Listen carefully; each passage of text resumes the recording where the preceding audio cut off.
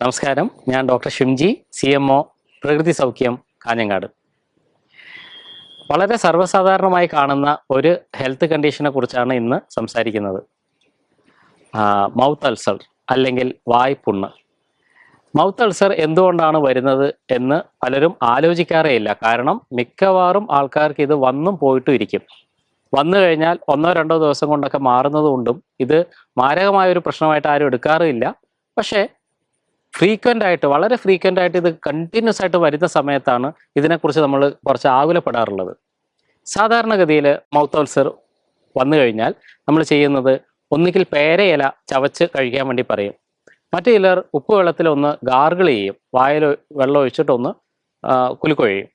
മറ്റു ചിലർ അല്പം തേനൊക്കെ എടുത്ത് പുരട്ടുന്നത് കാണാം. വേറെ ചിലർ നെയ്യൊക്കെ പുരട്ടും.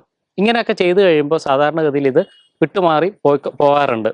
മറ്റു ചിലർക്ക് ഇതൊന്നും ചെയ്തില്ലെങ്കിൽ തന്നെ 3-4 ദിവസം കൊണ്ട് ഇത് വിട്ടുമാറി പോകും. പിന്നീട് ഒരുപാട് കാലത്തേക്ക് അത് വരാറുമില്ല. അതുകൊണ്ട് തന്നെ ഇതൊന്നും ആരും ഒരു വലിയ പ്രശ്നമായിട്ട്, ഒരു ഹെൽത്ത് ഇഷ്യൂ ആയിട്ട് എടുക്കാറുമില്ല. പക്ഷെ മറ്റു ചിലരുണ്ട്, അവർക്ക് ഇത് വളരെ ഫ്രീക്വൻ്റ് ആയിട്ട് വരുന്നതായിട്ടും കാണാം. അത് വളരെ അധികം അവരെ ബാധിക്കുന്നതായിട്ടും കാണാം. ഉദാഹരണത്തിന് മൗത്ത് അൾസർ വളരെ സീവിയറായിട്ട് വരുന്ന ഒരാൾക്ക് സംസാരിക്കാൻ തന്നെ ബുദ്ധിമുട്ടുണ്ടാവും. അവർക്ക് ഭക്ഷണം കഴിക്കാനുള്ള ബുദ്ധിമുട്ടുണ്ടാവും. വായുവിൽ എരിവ് പറ്റുന്ന ഒരു കാര്യവും അകത്തേക്ക് കൊണ്ടുപോകാൻ പറ്റാത്തൊരവസ്ഥയുണ്ടാവും. ഉപ്പ് ഇറിറ്റേഷൻ ഉണ്ടാക്കുന്ന ഒരു അവസ്ഥയുണ്ടാവും. അങ്ങനെ വളരെ സീവിയറായ കണ്ടീഷൻസും ഉണ്ടാകാറുണ്ട്.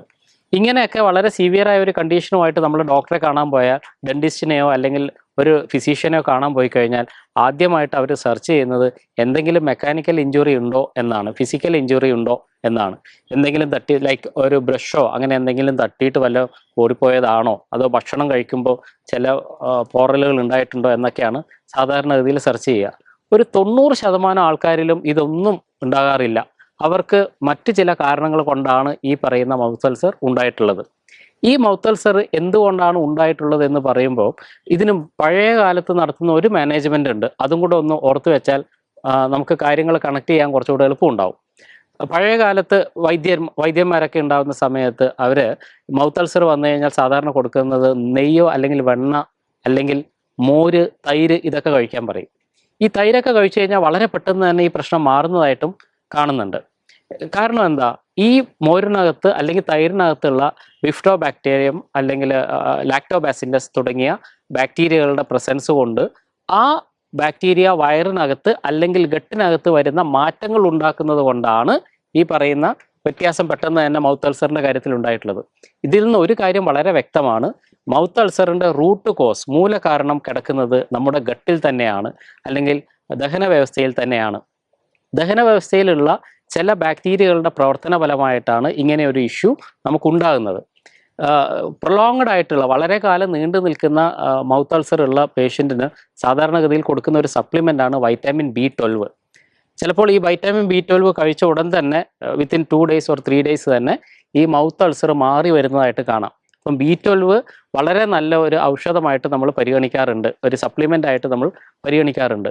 B12 കഴിക്കുമ്പോൾ എന്താണ് സംഭവിക്കുന്നത് എന്നാണ് നമ്മൾ മനസ്സിലാക്കേണ്ടത്.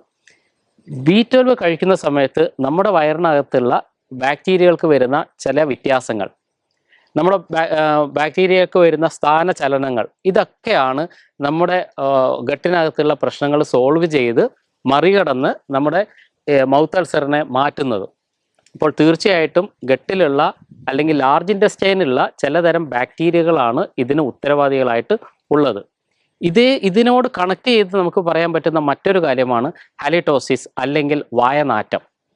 പലരും വായനാറ്റം കൊണ്ട് അതികഠിനമായി കഷ്ടപ്പെടുന്ന, അല്ലെങ്കിൽ വായനാറ്റം കൊണ്ട് സോഷ്യൽ ലൈഫ് പോലും മാറ്റിവെച്ച പലരെയും എനിക്ക് നേരിട്ട് പരിചയമുണ്ട്.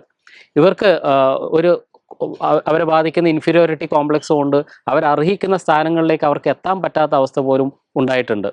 പലരും ചെയ്യുന്നത് തുളസി അല്ലെങ്കിൽ പിന്നെ അതുപോലെയുള്ള ഏതെങ്കിലും ഗ്രാമ്പൂ പോലെയുള്ള കാര്യങ്ങളൊക്കെ വായിലിട്ട് ചവച്ച് ഈ മൗത്ത് അൾസർ ഹാലറ്റോസിസിനെ, വായനാറ്റത്തിനെ മറികടക്കാൻ വേണ്ടി ശ്രമിക്കും. മറ്റു ചിലർ നിരന്തരമായി ടൂത്ത് പേസ്റ്റുകൾ മാറ്റുക അല്ലെങ്കിൽ ബ്രഷ് മാറ്റുക ഒക്കെ ചെയ്തുകൊണ്ടിരിക്കുന്നുണ്ട്. അപ്പം ഇതുകൊണ്ടൊന്നും മാറാത്ത ഹാലിറ്റോസിസ് ആണ് പലരെയും അലട്ടുന്നത്. എന്താണ് ഈ ഹാലിറ്റോസിസ് വരാനുള്ള അല്ലെങ്കിൽ വായനാറ്റം വരാനുള്ള കാരണം? ആ കാരണവും ഏറെക്കുറെ ഈ പറയുന്ന വായിലെ മുറിവ് അല്ലെങ്കിൽ മൗത്ത് അൾസർ ഉണ്ടാക്കുന്ന കാര്യങ്ങളായിട്ട് തന്നെ ബന്ധപ്പെട്ട് കിടക്കുന്നതാണ്. അതിൻ്റെയും കാരണം റൂട്ട് കോസ് ആയിട്ട് പറയുന്നത് നമ്മുടെ ദഹന വ്യവസ്ഥയിലേക്കുള്ള ബാക്ടീരിയാസ് തന്നെയാണ്. ഉദാഹരണത്തിന് ലാർജ് ഇൻറ്റസ്റ്റൈനിൽ ഉണ്ടാകേണ്ടുന്ന ചിലതരം ബാക്ടീരിയകൾ, ഈ ബാക്ടീരിയകൾ ബൈ മിസ്റ്റേക്ക് കുറച്ച് അസെൻഡ് ചെയ്യുകയും കുറച്ച് മോൾ ഭാഗത്തേക്ക് ഉയരുകയും അവിടെ വെച്ച് അത് ബ്ലഡ് സ്ട്രീമിലേക്ക് കലരുകയും ബ്ലഡ് സ്ട്രീം വഴി ഫിൽട്ടർ ചെയ്ത് അത് ലങ്സിലേക്ക് എത്തുകയും ചെയ്യും. ലങ്സിൽ വെച്ച് അവ ഉണ്ടാക്കുന്ന നൈട്രേറ്റ്സ് പോലെയുള്ള പ്രൊഡക്റ്റുകൾ വായിൽ കൂടി പുറത്തേക്ക് ബഹിർഗമിക്കും. അപ്പം ഈ പറയുന്ന ബാക്ടീരിയയുടെ പ്രവർത്തന ഫലമായിട്ട് ആ ബാക്ടീരിയക്ക് വരുന്ന ഡിസ്പ്ലേസ്മെന്റ് സ്ഥാനചലനം കൊണ്ടാണ് ഇതിൻ്റെ റൂട്ട് കോസ് ആരംഭിക്കുന്നത്. ലാർജ് ഇൻറ്റസ്റ്റൈനിന് വേണ്ടുന്ന ബാക്ടീരിയ രക്തത്തിലേക്ക് വരികയും രക്തം വഴി അത് ലങ്സിലേക്ക് എത്തുകയും ലങ്സിൽ വെച്ച് നടക്കുന്ന റിയാക്ഷൻ്റെ ഫലമായിട്ടുണ്ടാകുന്ന നൈട്രേറ്റ്സ് പുറത്തേക്ക് കളയുകയും ചെയ്യുന്ന സമയത്താണ് അസഹനീയമായ വായനാറ്റം നമുക്ക് ഫീൽ ചെയ്യുന്നത്. അതിന് വായുടെ അകത്ത് എന്ത് ചെയ്തിട്ടും യാതൊരു ഗുണവും ഉണ്ടാവില്ല, യാതൊരു മാറ്റവും ഉണ്ടാവില്ല. പിന്നെ എന്താണ് നമ്മൾ ചെയ്യേണ്ടത്?